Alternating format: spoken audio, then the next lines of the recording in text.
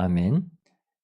28절 상반절 말씀은 제가 읽겠습니다. 하나님이 그들에게 복을 주시며 까지입니다.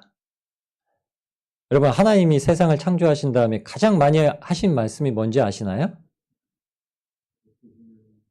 복 주신다는 말씀. 성경을 안 읽으셨군요. 창세기 1장이에요. 창세기 1장, 2장에 가장 많이 하시는 말씀이 있으세요. 첫 번째는 하나님이 이르시되, 하나님이 가라사대. 그리고 두 번째는 말씀은요? 맞습니다. 토부, 보시기에 좋았더라. 이 보시기에 좋았더라 하시는 말씀은 선하다, 아름답다 이런 뜻입니다. 다 똑같은 말입니다. 하나님께서 창조일 때 우리의 형상인 아담, 우리의 형상 최초로 만드신 아담을 만드시고 보시기에 좋았다고 하셨을까요? 안 하셨을까요? 이거 잘 말씀하셔야 됩니다. 성경 안 보신 겁니다. 잘못 말씀하시면 성경 안 보신 거예요. 좋았더라 어디에 있습니까? 사람 만드시고 좋았더라. 빨리 보세요. 사람 만드시고 좋았더라 어디에 있으세요? 생육하고 단술이라 움직이는 모든 생물을 다스려라. 어디 있습니까? 하나님이 사람 만들고 좋았더라 어디 있습니까? 못 찾으시는 거예요. 우리는 다 그렇게 알고 있는데요. 하나님이 분명히 사람을 만드시고 자기 형상대로 자기 모양대로 사람을 만드시고 우리는 당연히 그렇게 생각했습니다. 보시기에 좋았더라. 2장 7절 여호와 하나님이 흙으로 사람을 지으시고 생기를 그 코에 불어넣으시니 사람이 생명이 된지라. 어디 있습니까? 빨리요. 예. 아니 보시기에 좋았다는 말씀이 어디 있냐고요. 생명은 되었어요. 예. 생명은 되었습니다. 살아 움직이기 시작했어요. 성령도 받았어요. 생기를 얻었습니다. 루아흐 이제 생기를 받았어요. 네페쉬라고 하는 하나님의 숨결을 받았습니다. 막 향기를 맡았어요. 아주 우리가 그러려니 하고 생각하는 구절이 31절 말씀입니다. 하나님이 그 지으신 모든 것을 보시니 보시기에 심히 좋았더라. 저녁이 되며 아침이 되니 이는 여섯째 날이더라. 이 말씀을 통해서 우리가 어떻게 생각하냐면 하나님은 항상 만드시고 보시기에 좋아하셨어요. 그러니까 하늘도 만드시고 보시기에 좋으셨고 궁창도 만드시고 보시기에 좋으셨고 땅도 만드시고 보시기에 좋으셨고 바다의 생물도 하늘에 나는 새도 가축도 풀도 만들고 다 보시기에 좋으셨는데 그러면 하나님의 형상과 모양대로 닮은 우리를 만드시고 당연히 어떻게 하겠더라? 보시기에 좋았더라 라고 생각을 하고 사는 거예요. 여러분 착각하고 살지 않으셨나요? 그럼 왜 안 그러셨을까요? 왜 하나님 보시기에 좋으셨다고 말씀을 못 하셨을까요? 궁금증이 있어야 됩니다, 우리가. 이상하다. 아담 아셨나? 아담이 이거 선악과 따먹을 거 아시고 보시기에 좋았다고 하시면 그 말씀 취소하실까봐 아셨나? 왜 안 써놓으셨지? 모세가 까먹었나? 2장 말씀에 넘어가면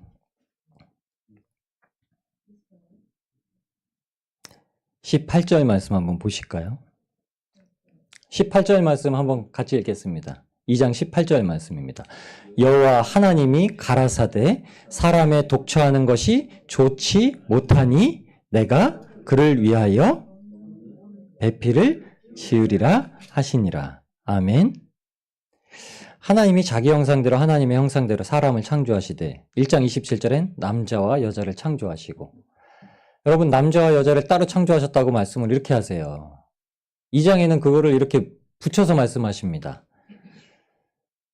사람이 독처하는 것이 보시기에 좋지 않으셔서 아담의 갈빗대를 아담을 수면제를 싹 먹이셔가지고 잠들게 하신 후에 전신마취 시키시고 갈빗대를 똑 하나 빼셔가지고 그 갈빗대를 기반으로 흙으로 다시 거기 지으셔서 아담의 살과 뼈가 되는 살 중에 살이요 뼈 중에 뼈가 되는 돕는 배필을 만듭니다. 근데 이 돕는 배필이 어떤 배필인가요? 죄짓도록 돕는 배필입니다. 보시기에 좋으셨을까요? 안 좋으셨을까요? 안 좋으셨다고는 말씀을 못합니다. 근데 보시기에 좋다라고 하나님께서 말씀하실 수가 없으셨죠.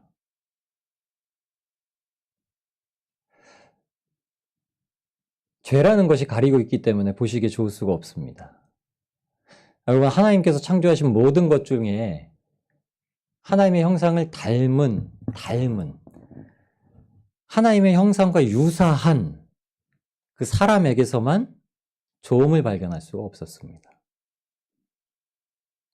은혜 중에 은혜입니다. 사람에게 좋았다는 모습이 하나님 앞에 드려졌다면 하나님이 그 좋으심을 완전히 파괴하셔야겠죠. 그 좋으심이 좋지 못함과 함께 더불어 악함이 들어왔다면 그것은 뱀에게 들어가야 됐던 저주가 아담과 하와에게 들어갈 수밖에 없었을 겁니다. 근데 오늘 하나님께서 그래도 이렇게 말씀하시는 겁니다. 하나님이 자기 형상, 곧 하나님의 형상대로 사람을 창조하시되 남자 여자를 창조하시고 하나님이 그들에게 복을 주시며. 여러분, 창세기는 참 중요한 책입니다. 창세기는 이전까지 세상이 어떻게 이루어졌는지, 왜 그렇게 이루어졌는지 모르고 살았던 사람들에게 주신 책입니다. 그래서 이제 알아요. 아, 하나님이 6일 동안 세상을 창조하셨구나. 이거를 아담의 때로 거스러 오르고 와서 기원전 4000년 전, 지금으로부터 6000년 전이라고 말하는 분들도 있고 그 이전에 얼마만큼 시간이 흘렀는지 우리가 계산할 수 없다라고 하는 분들도 있습니다. 아담의 때에 이렇게 거슬러 올라가면은 그때는 뭐 6000년 정도 되는 거예요. 아담까지 가면. 근데 그 장구한 시간 동안 하나님께서 계획을 하시고 만드셨던 그것에 하나님이 오류를 베푸신 분은 아닙니다. 그렇죠? 하나님은 완벽하신 분이세요.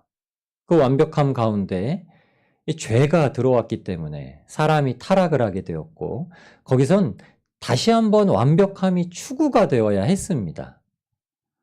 그래서 예수님께서 오시는 모형으로 보여주신 책이 출애굽기죠. 출애굽기를 모세가 썼죠. 창세기도 모세가 썼고요. 레위기도 모세가 썼고요. 민수기도 모세가 썼고요. 신명기도 모세가 썼고요. 모세가 쓴 5권의 모세 오경 책 중에 가장 중요한 책은 신명기입니다. 왜냐하면 마침내 들어가거든요. 출애굽해서는요, 마침내 못 들어가요. 신명기를 통해서야 마침내 들어갑니다. 다 그 끝이 나와요. 민수기도 마침내 못 들어가요. 근데 민수기도 60만 명이 나와서 들어갈 때까지 60만 명이더라 보여주는 책입니다. 신명기가 가장 중요한 책이지만 가장 그 중요함의 근간을 이루는 책은 아담입니다. 창세기 1장 창조하셨다는 거. 그럼 하나님이 창조를 하셨고 예수님으로 말미암아 다시 창조를 하시죠. 새 창조를 하십니다. 그 새 창조가 무엇이라고 말씀하시나요? 우리에게 새 몸을 주신다고 하는 거죠. 새로움을 주신다. 새 사람을 입었다. 사람은 새로워져야 됩니다. 저는 이 새로움이라는 거에 대해서 묵상을 좀 해봤더니 그런 생각이 들어요. 여러분, 새로움이라는 건 우리가 경험하지 못한 겁니다. 알고는 있습니다. 우리가 아예 모르는 것일 수도 있어요. 옛날에 혹시 부시맨이라는 영화가 아주 유행을 했습니다. 아주 인기가 있었던 영화예요. 그 영화는 그냥 이런 내용입니다. 아프리카 원주민 부족 마을에 하늘에서 미국 사람이 비행기를 타고 가다가 코카콜라를 다 마시고 코카콜라 병을 밑으로 버려요. 거기 딱 떨어져요. 그래서 그 부시맨이 그 코카콜라 병을 주워들게 됩니다. 그러면서 시작되는 이야기예요. 문명을 맞지 못했던 사람이 문명을 맞아서 새로운 것을 경험하기 시작하게 되면서 겪게 되는 에피소드를 나타내는 겁니다. 아주 굉장히 코믹하게 그래요. 원주민 복장을 하고 뉴욕 한복판에 가가지고 화장실 물이 우물이라고 하고 막 먹고 막 우리나라 옛날 영화에서도 막 보여주던 거잖아요. 재래식 화장실을 쓰던 시골 사람이 서울 올라와가지고 여기는 우물도 있다고 집집마다 우물 있다고 막 양변기물 떠먹고 이런 거 에피소드 있었거든요. 옛날 영화에. 저는 그런 걸 본 기억이 납니다. 새롭다는 얘기는 용도를 모른다는 겁니다. 양변기 물이 더러운 물인지 깨끗한 물인지 우리가 지레 짐작, 우물과 같은 형태를 지니고 있고 우물과 같이 물이 들어있고 그러고 이제 들어가는 내용이죠.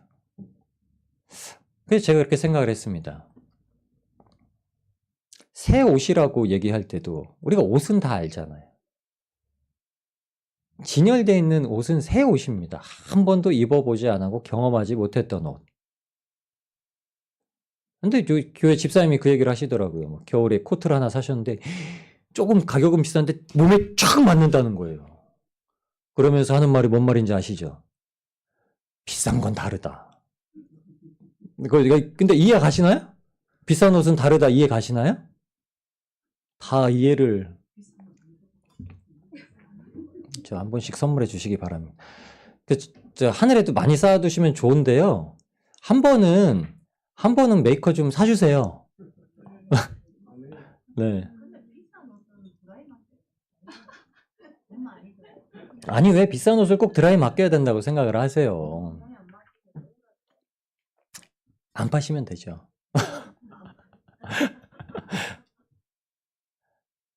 근데 보십시오. 이렇게 반응이 나오는 겁니다. 비싼 옷은 안 입어봐서 몰라요. 여러분 하나님의 새로움이라는 게 어떤 걸까요? 경험한 사람은 압니다. 경험한 사람은 하나님의 새로움이라는 게 뭔지 말해줘요. 하나님의 창조의 때가 무엇인지 경험되어지는 건 예수님의 구원하심입니다. 그럼 하나님이 만드시고 왜 그렇게 좋았다 말씀하셨을까라는 게 이해가 되어지는 거죠.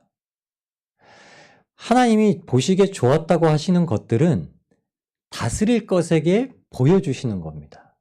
여러분, 아담은 하나님이 보시기에 좋을 필요가 없으세요. 아담은 보기에 좋아야 됩니다. 무슨 말씀이냐면 아담은 모든 것을 보는데 사랑이 떨어져요. 꿀 떨어진단 말 아시죠? 꿀이 뚝 눈을 바라보면 사랑이 뚝뚝 떨어지네. 꿀이 뚝뚝 떨어지네. 하나님이 아담에게는 보시기에 좋았더라 이런 말씀을 안 하셨을까? 그냥 뭉퉁그려서 그것을 다 만든 것을 다 보시니 보시기에 심히 좋았더라 하시면서 여섯째 날이라고 그냥 뭉퉁그려서 얘기를 하세요. 생육하고 번성하고 다스릴 것. 근데 생육하고 번성하고 다스려라. 땅에 충만하라. 생육하고 번성하고 땅에 충만하고 다스려라. 이 말씀을 하시면서 하나님이 생뚱맞게 진짜 전혀 어울리지 아니하게 29절 말씀, 28절까지 다스리라는 말씀을 하시고 29절, 30절 이 말씀을 하세요. 너는 다스리되 하나님이 온 지면에 씨 맺는 모든 채소와 씨 가진 열매 맺는 모든 나무를 너희에게 주노니 너희 식물이 될지라. 또 땅의 모든 짐승과 공중의 모든 새와 생명이 있는 땅에 기는 모든 것에게는 내가 모든 풀을 식물로 주노라 하시니 그대로 되니라. 새벽에도 잠깐 말씀을 드렸는데 통치하라고 하셨던 것은 그들을 먹이면서 케어하라는 말입니다. 아닙니다. 근데 예수님은 다른 말씀을 하세요. 베드로야, 네가 날 사랑하느냐? 새 창조의 말씀입니다. 아담이 잃어버렸던 그 사랑 보시기에 좋으냐? 보기에 좋으냐? 라고 베드로한테 물어보시는 거죠. 네가 나를 사랑하느냐? 여러분 하나님께서 보시기에 좋았다 하는 거는 하나님의 권한을 받은 아담이 다 보기에 좋은 거였고 예수님께서 제자들을 부르셨을 때 다 보기에 좋아. 예수님께서 음행한 가늠한 여자도 사랑하게 보셨고 사랑스럽게 보셨고 굶주린 자들도 궁휼하게 보셨고 혈류병 앓던 여인이 옷깃을 스쳐도 그를 예쁘게 보셨고 왜 그 비싼 향유를 깨뜨렸냐라고 하던 그 마리아에 대해서도 예수님은 장사를 지내는 거라 끝까지 알게 하라 하셨고 과부의 아들이 죽어나가자 그 아들도 사랑스럽게 보셔가지고 살리셨습니다. 하나님은 지금도 우리를 그렇게 보시면서 베드로에게 마침내 말씀하신 거죠. 베드로야, 네가 나를 사랑하느냐? 베드로가 대답을 하니까 네, 주님 대답을 하니까 내 양을 먹여라. 내 양을 치라는 말은 돌보라 이런 말이죠. 그리고 내 양을 먹여라 이렇게 말씀을 하십니다. 창세기엔 근데 그 말씀이 없으셨어요. 죄로 깨어지기 전에는 굳이 먹일 필요가 없었습니다. 아담이 할 수 있는 일은요. 28절 말씀에 복을 주신 게 첫 번째는 생육하는 겁니다. 생육한다는 말씀은 노아가 셈과 함과 야벳, 셈함 야벳을 낳고서 함께 뭐를 하죠? 방주를 짓죠. 함께하는 자녀들을 낳아서 함께 다스리게 하시는 겁니다. 그러니까 이 가축 저 가축 이 동물 저 동물을 다 돌봐야 되죠. 근데 어떻게 돌봐야 되죠? 사랑스럽게 보는 겁니다. 창조 때 깨진 게 이겁니다. 사랑스럽게 보는 거. 하나님의 아름답게 보는 시선이 깨어져 버렸습니다. 하나님 참 아름답게 보셨는데 하나님이 보시기에 좋았다는 말을 6번째 날까지 6번만 하신 게 아닙니다. 한 9번, 10번 정도 가량을 하세요. 우리 저희 이거 한번 세볼까요? 3절, 1장 3절, 4절 말씀에 그 빛이 하나님의 보시기에 좋았더라. 그 다음에 또 어디 있습니까? 10절 말씀에 하나님의 보시기에 좋았더라. 12절에도 좋았더라. 18절에도 좋았더라. 21절에도 좋았더라. 25절에도 좋았더라. 그 다음에요? 28절에요? 31절에도 좋았더라. 제가 놓친 데가 있나 봐요. 제가 체크를 안 했더니. 제가 아까 막 셌거든요? 근데 더 많았습니다. 7개? 총 7개예요? 그렇군요. 6째 날인데 7번 말씀하셨죠. 그러니까 한 날에 한 번만 말씀하신 게 아니죠. 한 날에 2번도 말씀하셨습니다. 보시기에 좋아, 보시기에 좋아. 아주 좋아, 좋아. 계속 이렇게 말씀하신 거죠. 반복해서요. 아주 중요한 특징을 나타내고 있죠. 하나님이 만드신 것은 항상 완전체를 갖추고 있기 때문에 좋았다 이렇게 말씀하시는 게 아닙니다. 하나님 손에서 나온 거는 뭐든지 하나님이 보시기에 사랑스러웠더라. 여러분 내 자녀가 어떻죠? 사랑스럽죠. 남의 자녀도 사랑스러워야 되는데요. 내 자녀가 더 사랑스러워요. 네. 객관적으로 보지 않아도 상당히 주관적으로 보이기 때문에 내 자녀가 그냥 제일 예뻐요. 하나님이 보시기엔 이랬습니다. 그래서 아담한테 주신 거예요. 너는 생육하고 번성하여 땅에 충만해라. 그래서 먼저는 땅을 정복해야 됩니다. 아담은요. 아담이 나중에 땅을 갈잖아요. 그러니까 그 이전에 땅을 정복하라는 말씀을 하나님께서 주신 거예요. 땅을 정복해야 될 이유가 없습니다. 왜냐하면 모든 식물을 주셨기 때문에. 아담에게 먹을 걸 주셨기 때문에 땅을 정복해야 될 이유도 없는데도 불구하고 땅을 정복하라고 말씀하시죠. 그리고 나서 하나님께서 하시는 말씀이 모든 생물을 다스리라, 돌보라, 치라, 베드로에게 주셨던 말씀처럼 하십니다. 이 말씀에 순종하여서 베드로는 어떻게 되죠? 여러분 사랑스럽게 봅니다. 사랑의 사도가 되죠. 하나님께서 우리에게 창조가 죄로 말미암아 인간의 타락으로 말미암아 완전히 산상조각 나아졌을 때 한 번 더 우리에게 주시는 약속의 말씀이 무엇이었냐면 바로 메시아입니다. 구약에서는요. 신약에서는 예수님께서 죽고 부활하신 이후에 베드로를 통해서 대변하여서 우리에게 주신 말씀이 그거예요. 과연 우리의 사랑이 하나님 예수님을 향하고 있는가? 그럼 그 예수님을 사랑한다라는 그 개념이 과연 아담에게 원하셨던 것처럼 피조물로 향하고 있는가? 사람뿐만이 아니라 우리가 살아가고 있는 이 땅의 모든 자연과 환경과 동물까지도 그렇게 나아가고 있는가? 하나님은 말씀하시죠. 어떻게 보면 우리는 예수님 안에서 가장 중요하게 회복돼야 될 것이 하나님의 시선인데 하나님의 어떤 시선이냐면 보시기에 좋은 시선. 사랑되어지는 시선. 저는 이 사랑되어지는 시선이 하나님께서 눈을 멀게 하셨던 자들이 다 겪은 거라고 생각을 합니다. 사도 바울이 그랬잖아요. 사도 바울의 눈이 가려졌다, 장님이 되었다라고 하는데 꺼풀이 벗겨졌다라는 표현을 씁니다. 사도행전 9장이에요. 근데 꺼풀이 벗겨졌다는 그 표현은 비늘이 떨어졌다는 얘기예요. 생선 비늘 같이 이렇게 돼 있던 게 이렇게 떨어졌다는 얘기입니다. 한 가닥이 벗겨지면은 뭐가 생기냐면 하나님의 시선이 생깁니다. 단 한 가닥, 굉장히 얇은 막으로 이루어진 게 가리우고 있었다는 거죠. 그게 뭐였냐면 하와가 들었던 거죠. 하와가 들었던 겁니다. 들은 게 그게 된 겁니다. 여러분 보십시오. 귀로 들려진 게 귀로 들어와서 눈을 이렇게 가린 겁니다.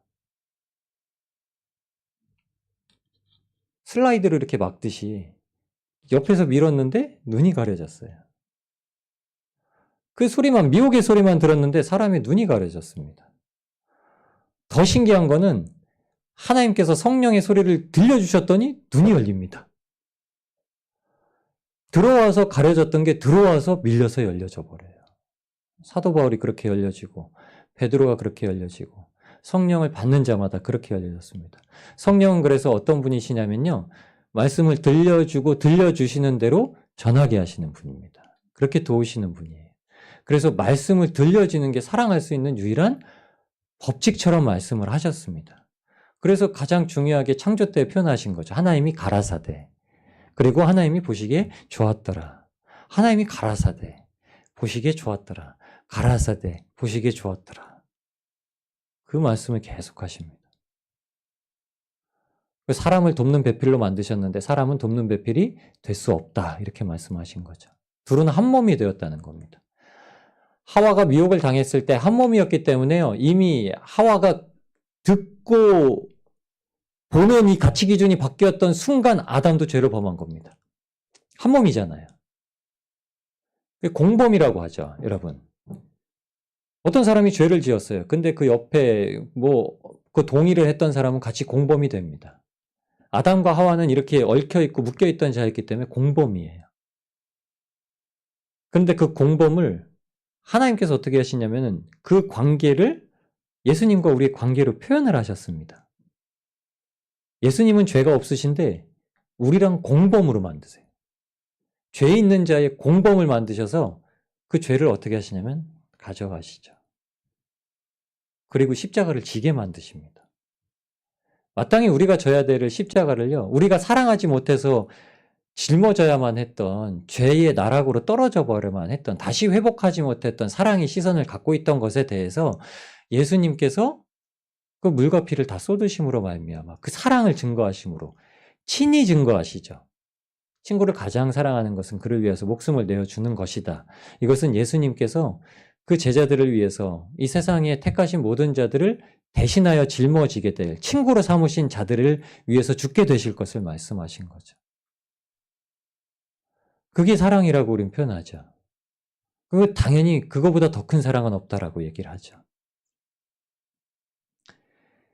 하나님께서 아담을 통해서 이렇게 보여주신 말씀이 여러분 늘 우리에게 새롭게 하는 시작점을 다시 기회를 주신다고 말씀하시는 겁니다. 예수님은 우리에게 열려있죠. 아담은 실패하고 떨어져서 다시 기회가 없는 것이 아니라 예수님을 전하게 하셨죠.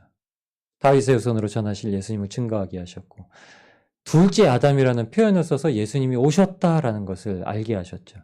그래서 둘째 아담이 오시면 첫째 아담은 어떻게 하죠? 그의 죄로 말미암아 모든 사람이 범죄하였듯이 둘째 아담은 그의 의로 말미암아 모든 사람이 생명을 얻으리라. 즉 주님의 의만. 주님의 의는 주님의 사랑이죠. 주님의 의로 오셔서 죄가 없으시다는 그 표현과 말씀은 주님께서 하나님이 보시기에 좋았다라는 그 시선을 고스란히 가지고 오셨다는 겁니다. 저와 여러분이 하나님의 이 창조의 때 오늘 본문 말씀을 통해서 하나님이 처음부터 갖추고 계셨고 그 처음부터 우리는 왜 보기에 좋지 않으셨을까라는 그 말씀. 우리는 좋게 보이는 것이 아니라 좋게 보아야 하는 사람들이다. 우리는 사랑스럽게 보여야 하는 사람들이 아니라 우리는 사랑스럽게 보아야 하는 사람들이다. 라는 말씀을 받으시기를 주님의 이름으로 축원합니다. 그래서 사랑하게 해주세요. 사랑의 시선을 갖게 해주세요. 베드로가 열려졌던 것처럼 사도 바울이 열려졌던 것처럼 제 눈에도 눈꺼풀이 벗겨지고 제가 하나님을 사랑하는 마음의 고백이 양심의 가책처럼 느껴지게 될 때까지 주님 저에게 말씀해 주세요. 베드로는 2번을 겪었습니다. 베드로는 예수님께서 사랑하냐 사랑하냐 사랑하냐 다베레 호숫가에서 3번을 물으셨던 한 번의 사건을 겪었는데 3번째 주님께서 질문하셨을 때는 이렇게 얘기합니다. 주님 아시지요? 주님이 아십니다. 주님은 다 아시죠. 어떤 말일까요? 정말 사랑합니다라고 대답을 했을까요? 아니면 제가 좀 제 의의를 드러내서 주님 사랑합니다라고 2번이나 말했다는 것을 주님께서 아십니다라고 쑥스러워서 얘기했을까요? 저는 아마도 2번째 후자가 가깝지 않을까. 첫 번째, 2번째는 베드로는 항상 예수님께 잘 보이기를 원했던 사람입니다. 저와 여러분도 예수님께 잘 보이기를 원하시잖아요. 정말 잘 보이고 싶습니다. 예수님께. 막 자랑스럽게 막 주님 제가 했습니다. 자랑스럽게 막 말하고 싶어요. 주님 사랑합니다. 주님 정말 사랑합니다. 근데 주님이 자꾸 물어보신다는 게 뭔가 캥기는 게 생겨요. 사랑한다고 분명히 말씀드렸는데 주님이 한 번 더 사랑하냐 물어보세요. 왜 물어보시지? 사랑합니다. 사랑한다고 말씀드렸는데 또 사랑하냐 물어보세요. 네, 많은 신학자들이 베드로가 3번을 부인했기 때문에 주님께서 3번 물으셨다라고 얘기를 많이 합니다. 근데 저는 조금 다른 시각을 가져서 왜 예수님께서 베드로에게 3번이나 물으셔서 베드로의 대답을 확신이 아니라 하나님 앞에 맡겨드리는 말씀으로 끝맺게 했을까라는 생각을 합니다. 베드로가 그리고 나서 어떻게 하죠? 베드로가 그러고 나서는요. 그냥 다락방에 갇혀 있습니다. 주님의 약속의 말씀을 듣고 다락방에 갇혀 있어요. 마치 사도 바울이 눈이 아무것도 안 보여서 어쩔 수 없이 3일 동안 네가 핍박하는 예수라는 그 말씀을 듣고 나서 3일 동안을 음식을 전폐하고 물도 마시지 아니하고 음식도 먹지 아니하고 예수는 누구지? 예수는 누구지? 예수는 누구지? 지금까지 바리새파로서 율법에 아주 능통한 자로서 하나님은 잘 알고 있던 사람인데 하나님이 증거하셨던 메시아가 정작 오셔서 죽은 자가 나에게 육성으로 들려주시는 말씀을 들었는데 이거 내가 어떡하지? 내가 무슨 일을 겪은 거지? 내가 하고 있었던 믿음과 신앙생활은 뭐지? 여러분 이 삶의 기본 질문이 아예 다 흔들려 버린 겁니다. 다 무너져 버린 겁니다. 아담에게 완전히 무너졌던 것처럼요. 하나님이 보시기에 좋았다는 시선이 다 보기 좋아야 되는데 보기 좋은 게 한 가지로만 집중되죠. 선악을 알게 하는 나무. 그 열매. 죄를 짓게 하는 열매 하나만 보시기에 좋은 겁니다. 죄만 보기에 좋고 다 이제 좋지 않게 보여요. 그러니까 이제 그것들이 창세기 4장을 넘어가면 가인의 후손에게는 이게 무엇으로 들려지냐면 다 나를 죽이려고 하는 존재들이라고 얘기를 합니다. 보기에 좋아야 되는데 이제 보기에 무서운 것들이 됩니다. 사랑해야 되는 것들이 돼야 되는데요. 이상하게 경계하게 되고 미워하게 되고 질투하게 되고 시기하게 되는 것들로 다가오게 되었습니다. 이 가운데서 주님께서만이 회복하실 수 있다라고 약속의 말씀을 주셨습니다. 하나님은 참 좋으신 분입니다. 하나님은 선하시고 하나님은 아름다우신 분이십니다. 하늘 밑에 있는 세계는 여러분 하나님의 형상을 따라서 만들어졌죠. 하나님의 형상은 반드시 다스리는 겁니다. 이 다스림의 개념을 이제 한 번 더 말씀을 드립니다. 다스린다는 것도 사랑하는 겁니다. 다스린다는 것은요, 어떤 질서를 유지하는 게 아니라 사랑하는 겁니다. 다스리는 것은 그래서 오늘 신명기 말씀, 저희 묵상 말씀에 왕이 다스리는 그 왕의 권리는요, 말씀을 통해서만 나옵니다. 율법의 등사본을 새겨서 그것을 항상 옆에 두고 그 말씀을 읽는 것이 최고라고 하는 겁니다. 그래서 왕이 금기해야 될 것이 있었죠. 왕은 3가지를 금기해야 됩니다. 첫 번째는 세상의 권력을 금기해야 되고요. 두 번째는 세상의 사랑을 금기해야 되고요. 세 번째는 세상의 부를 금기해야 됩니다. 부요함을 금기해야 됩니다. 경계해야 될 거라고 하는 거죠. 이 세계는 경계하고 오직 하나님의 말씀만을 붙드는 겁니다. 그 말씀이 다스리는 겁니다. 예수님이 그 말씀으로 다스렸습니다. 예수님이 이 땅에 오신 이유를 설명할 때 요한복음 3장 16절에 이렇게 하나님은 말씀하셨습니다. 하나님께서 세상을 이처럼 사랑하사, 이처럼이라는 말은요, 자기의 독생자를 세상에 죽음으로 내몰아서 보내실 만큼 자기의 가장 사랑하는 존재를 보내셔서 대신 죽음을 맞고 생명을 얻게 하실 만큼 이처럼 사랑하사 독생자를 주셨으니 이는 저를 믿는 자마다. 무엇을 믿는 건가요? 예수님이 구원하시다라는 것을 믿는 건데 요한일서의 가장 중요한 포인트로 두고 있는 것은 예수님께서 사랑하시는 분이다. 예수님께서 나를 사랑하셨다는 것을 믿는 것이다. 예수님께서 나를 사랑하셨기 때문에 그 사랑을 하나님께도 돌리고 그 사랑을 이웃에게도 돌리게 하신다는 것을 믿고 구원을 얻는 것이다. 이것을 주셨을 때요, 다시 다스리게 되는 겁니다. 저와 여러분은 다스리는 존재셔야 됩니다. 회복한다라는 얘기는 지금까지 우리가 다스리지 못했던 것들이 있다는 겁니다. 여러분, 예수님께 우리가 구원을 받았지만 아직 구원의 완성은 아니다. 우리는 구원의 지금까지 여정을 계속 가고 있다. 하지만 우리 입장에서는 지금 구원을 받고 살아가는 겁니다. 그게 뭐가 해야 이루어져야 되냐면요, 하나님께서 처음에 창조를 하시면서 하나님의 형상대로, 하나님의 모양대로 만든 사람에게 주실 권리를 회복하게 되었다는 겁니다. 육신을 그래서 강하게 안 만드신 겁니다.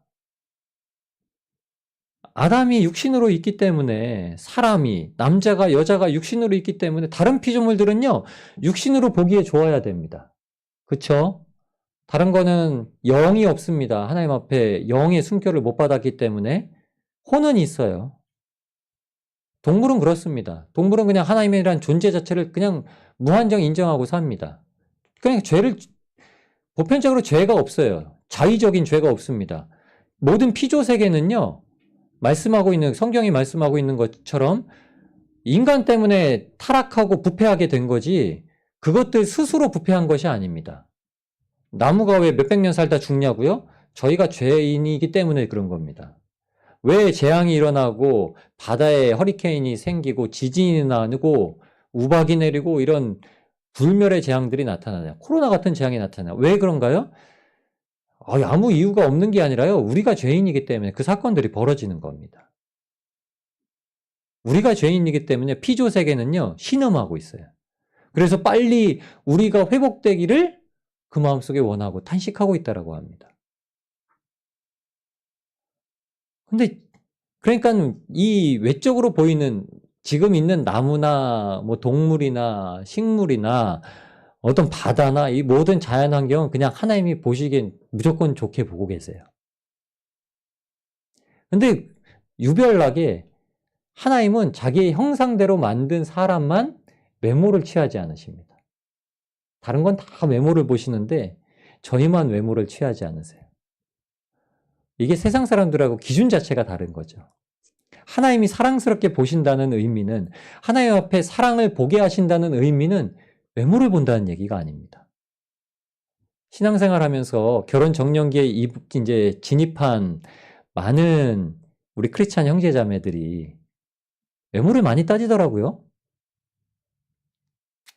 마음이 하나님을 잘 믿는 사람이면 좋겠습니다 하면서도 구체적인 배우자 기도를 하라 하면서 조언해 주는 말이 뭐냐면요, 구체적으로 조언해라, 구체적으로 원하는 대로 조언해라, 뭐 어떻게 생겼고 어떻게 이렇게 얘기를 하라고 그래요.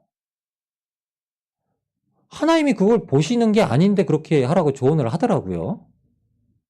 우리는 하나님이 보시는 대로 찾아야 되거든요. 구해야 되거든요. 뭐 하나님이 나에게 딱 맞는 배우자, 나의 배필, 그걸 조언하는 겁니다. 나의 기준은 있지만 나의 기준보다 하나님의 기준이 무엇인지를 알게 하셔서 그에 맞는 완전한 짝을 주시고, 완전한 가정을 주시고 완전한 신앙을 주시고 완전한 구원을 주시고 완전한 자녀를 주시고 완전한 삶을 주시고 이게 가장 필요한 거거든요. 정말 하나님께서 원하시는 말씀대로 산다면요. 하나님은 외모를 취하지 않으신다는 사실대로 찾아야 됩니다. 그런데 크리스찬 친구들이 우리 형제자매들이 결혼할 때도 필요하대요. 열쇠가 3개는 필요하대요.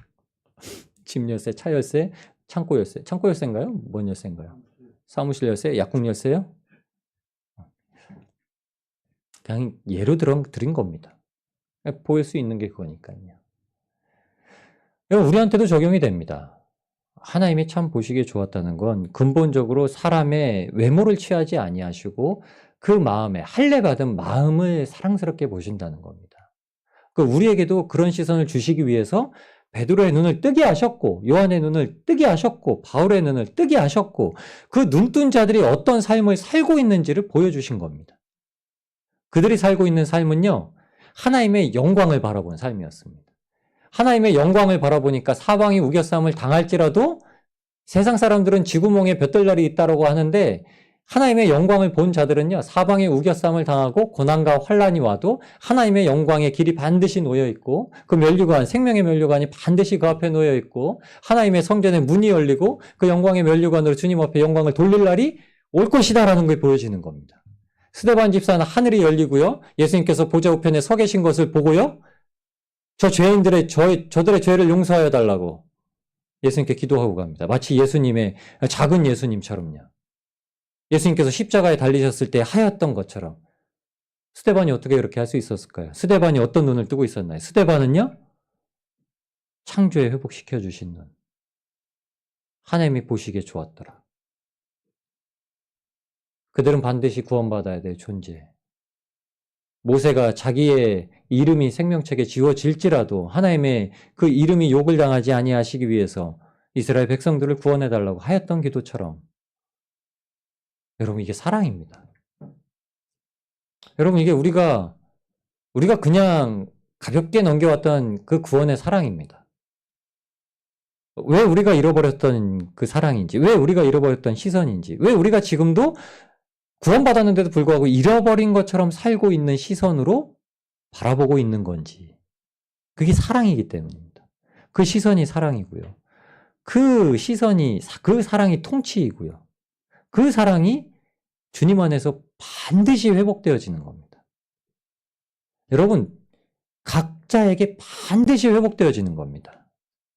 저와 여러분이 하나님이 보시기에 좋게 보라고 말씀하셨던 아담에게 그 사랑의 시선이, 그래서 다스리라고 하셨던 그 사랑의 시선이 회복되어지게 주님의 이름으로 축원합니다.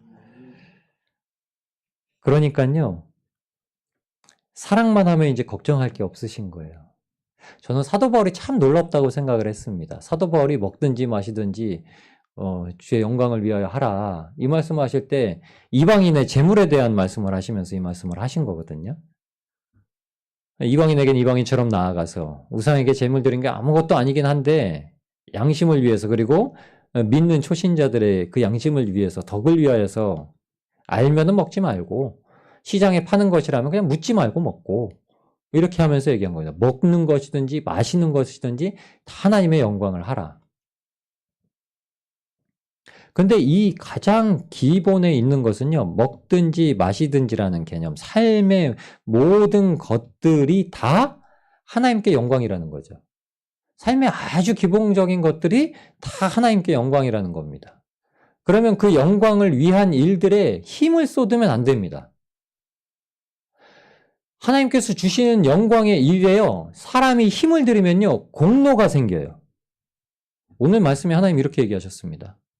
오늘 말씀에는 하나님께서 온 지면에 씨 맺는 모든 채소와 씨 가진 열매 맺는 모든 나무를 너희에게 주노니 너희 식물이 되리라.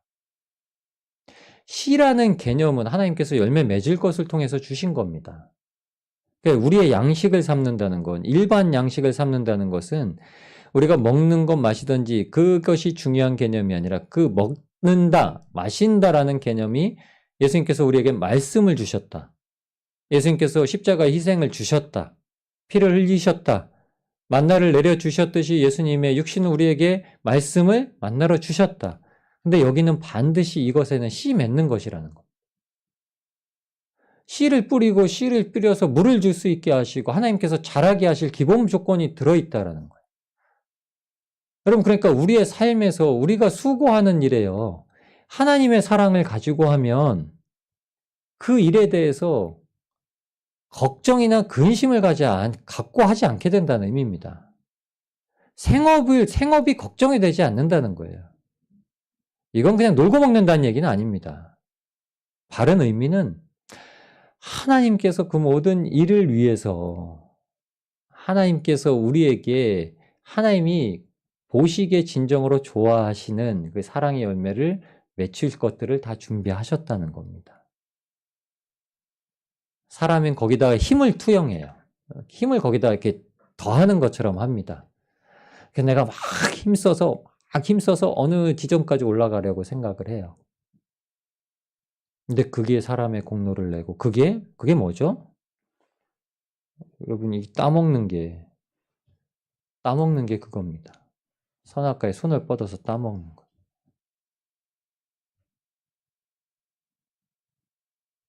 우리는 이렇게 하는 게 아니라 어떻게 해야 되냐면 이렇게 해야 됩니다. 하나님은 주세요. 하나님은 따게 하시는 게 아니라요. 하나님은 주세요. 아시죠? 이 돌덩이가 떡덩이 되게 하라. 예수님께서 5병이요 7병이요 기적을 하실 때 어떻게 하셨는지 아시나요? 사람들은요. 무리를 지어서 자리에 앉게 하십니다. 줄을 서시오. 성찬하듯이 사람들을 와가지고 한 명씩 받아가세요. 급식을 해준 게 아니에요. 무리를 지어서 앉게 하신 이후에 제자들에게 나눠주십니다. 성찬은 어떻게 하셨나요? 예수님께서 친히 빵을 떼어서 포도주를 찍어서 초를 찍어서 나누어 주십니다. 한 조각씩 떼가 아니에요. 굉장히 중요한 의미를 지니고 있습니다. 제자들은 항상 받아 먹었어요. 출애굽 때 만나는 거두었습니다. 그래서 모세가 준 만나와 같지 않다라고 말씀하신 거예요. 만나는 거뒀어요. 근데 원래 하나님께서 본래 창조 때 주신 말씀은요, 하나님께서 그냥 주신다는 겁니다. 주신다는 의미는 거두라는 것도 배제하라는 의미입니다, 여러분. 그래서 가나안 땅에 들어갈 때 그 얘기를 하시죠. 너희가 수고하지 아니한 소산을 먹게 될 거라. 너희가 수고하여 짓지 아니한 성읍에 거하게 될 것이라. 저 하늘에 있는 우리에게 주신 나라는요, 우리가 아무런 수고를 안 한 겁니다. 하늘의 보고에 상급을 쌓아두라 이렇게 말씀하셨지만 그것 때문에 하나님께서 그걸 성전 재료나 우리의 집 재료를 뚝딱뚝딱 위해서 짓는다는 의미는 아니시죠. 주님은 친히 우리를 위해서 모든 것을 준비하셨다고 말씀하시죠. 친히. 우리에게 아무 노력과 공로가 없이 수고한 것이 없이 오직 하나님께서만이 다 준비해 주셔서 그렇게 하셨다는 겁니다. 여러분, 하나님께서 보시기에 좋은 게 이거예요. 하나님은요, 하나님께서 다 해주시는 게 보시기에 좋은 겁니다. 아버지는요, 자녀에게 그냥 다 해주는 게 보시기에 좋은 거지, 자녀가 뭘 해준다고 이런 것 때문에, 난 마땅히 넌 그만큼 해야 돼, 이렇게 말씀하지 않으세요. 하나님은요, 1부터 10까지 다 해서 자녀에게 주시는 걸 좋아하십니다. 지금 우리의 삶에도 마찬가지입니다. 예수님은 그렇게 해서 보내셨어요. 그래서 예수님께서 십자가를 지실 때는 다 도망가고 예수님께서만이 지셨습니다. 그런데 우리가 그 십자가를 지고 따를 때는 어떻게 하시냐면 주님의 멍에를 같이 지고 가신다고 말씀하셨어요. 우리는 주님의 자녀이기 때문에 주님은 우리에게 그냥 단독적으로 무언가를 지어지고 가라고 하지 절대 안 하십니다. 우리는 그럴 만한 능력이 없고요. 우리는 그럴 만한 힘도 없는 존재입니다. 주님께 의지를 하고 주님의 사랑과 주님의 시선과 주님의 아름다움과 주님의 선하심과 주님의 보기에 좋으신 것을 구하고 찾을 때에만이 받을 수 있는 사람들입니다. 하나님은 그래서 그걸 주셨고 오순절에 성령의 역사가 그렇게 일어났습니다. 기도를 열심히 해서 받은 것이 아니라요. 보내실 만한 때에 보내신 겁니다. 성령님은요. 보내실 만한 때에 보내세요. 성령은 사람이 임의로 받지 못합니다. 성령은 사모하는 곳에 내리긴 하지만 사모한다라고 해서만이 꼭 주는 건 아니에요. 사도행전을 읽어보면 이제 저희가 재밌는 이야기들을 많이 겪게 될 텐데 일루마라고 하는 마술사도 있습니다. 돈 주고 사고 싶어요. 우와! 성령 내리는 거 어떻게 하는 거예요? 제가 돈 드릴 테니까 저한테 좀 알려주세요. 비법 좀 알려주세요. 이렇게 얘기를 해요. 그러니까 그가 넌 이제 죽을 거다 이렇게 얘기를 해요. 사도들이요. 성령은 절대 성령이 옷이 없어서 저희가 기도는 하는데 저희가 이렇게 기도한다고 안 오신다고요. 이렇게 기도하는 것으로 오시는 게 아니라고요. 그럼 왜 우리는 그렇게 기도하냐? 받을 때까지 기도하라고 약속하셨기 때문입니다. 받을 때까지. 하나님은 하나님께서 합당하시기 여기시는 때 반드시 주신다는 겁니다. 욕심으로 받으려 하는 자에겐 절대 안 주시고요. 하나님으로 온전히 인정하고 내려놓고 나아가는 자에게는 반드시 주신다고 하는 겁니다. 그러니까 순종이 생기는 겁니다. 성령이 말하게 하심을 따라 말하는 역사가 하나님이 보시기에 좋아하시는 대로 따라 보기에 좋아하는 것이 하나님이 사랑하시는 따라 하나님 우리가 사랑하듯이 하나님이 그 사랑하심으로 다스리시는 그 질서를 이루시는 통치하시는 것을 보듯이 우리가 다스리고 질서를 만들고 통치하도록 그렇게 만드신 겁니다. 여러분 우리의 소망이 뭔지 아시나요? 주님께서 보시는 대로 보고 주님께서 가시는 대로 가고 주님께서 하시는 대로 하고 주님께서 말하게 하심을 따라 말하는 것. 그게 우리가 하나님을 사랑하고 이웃을 사랑할 수 있는 길입니다. 우리의 열심으로는요, 하나님을 사랑할 수도 없고요, 이웃도 못 사랑합니다. 그런데 하나님을 따르면 하나님은 우리를 보시기에 좋은 게 아니라 우리를 사랑스럽다라고 보시는 게 아니라 너희는 사랑스럽게 보아야 하고 너희는 사람들을 보기에 좋게 봐야 된다 이렇게 말씀하신 겁니다. 여러분 오늘 우리가 함께 기도할 때 하나님의 이 아름다움을 따라서 우리가 아름다움을 바라볼 수 있는 눈을 갖기를 원합니다. 우리가 외관을 보는 것이 아니라 외형을 보는 것이 아니라 하나님은 오직 사람만은 중심을 보십니다. 죄는 중심 가운데 역사하고 죄사함도 중심 가운데에서 역사하기 때문에 사람을 외모로 취하지 아니하시고 하나님은 반드시 그 중심을 보십니다. 우리의 중심이 온전히 주님 앞에 열려지고 온전히 주님 앞에 내어드려서 그 중심을 통해서 하나님의 시선을 갖기를, 하나님의 마음을 갖기를, 하나님의 사랑을 갖기를 원합니다.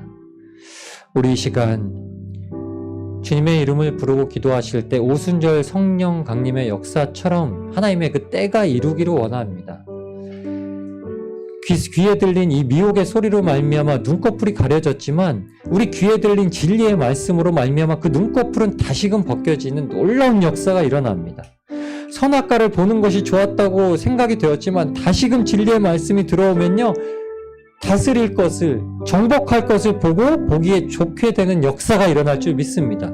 우리가 누구를 다스리고 누구를 정복할 겁니까? 세상의 공중권세 잡은 자 아닙니까? 우리가 끝까지 싸워야 될 것들 아닙니까? 우리는 사람을 섬기는 존재되 그 사람 뒤에 있는 존재. 베드로가 예수님의 길을 막고서 말할 때 사탄아 물러가라 말씀하셨던 것처럼 우리는 공중권세와 싸우는데 우리에게 주시는 권세가 바로 그거라는 말입니다. 우리가 그들과 싸워 이길 수 있는 것은 오직 하나님께 순종하며 사랑하는 마음과 우리의 눈꺼풀이 벗겨졌을 때 할 수 있다는 겁니다. 그게 우리의 영적인 능력이라는 거예요. 그게 우리의 영적인 힘이라는 겁니다. 그게 주님께로부터 나오기 때문에 순종하는 자에게는 그 힘을 지니고 그 영의 세계를 바라보고 말씀의 세계를 바라보고 말씀에 순종할 수 있고 성령님께서 들려주시는 말씀을 통하여서 알 수 있다라는 겁니다. 그 능력이 오늘 하나님의 허락하신 때가 되어서 우리에게 임하기를 원합니다. 우리에게 임하기를 원합니다. 주님 이름을 부르고 우리가 기도할 때 하나님께서 우리에게 어떤 것이든지 각자에게 주시려고 하시는 그 분량대로, 그 선물대로, 그 은사대로 오늘도 하나님의 영광을 바라보고 그 사랑이 우리 안에 충만해지어지고 하나님의 시선으로 충만해지어지길 소망합니다. 우리 주님의 이름 한번 3번 부르시고 같이 기도하시면서 나아가시겠습니다. 주여!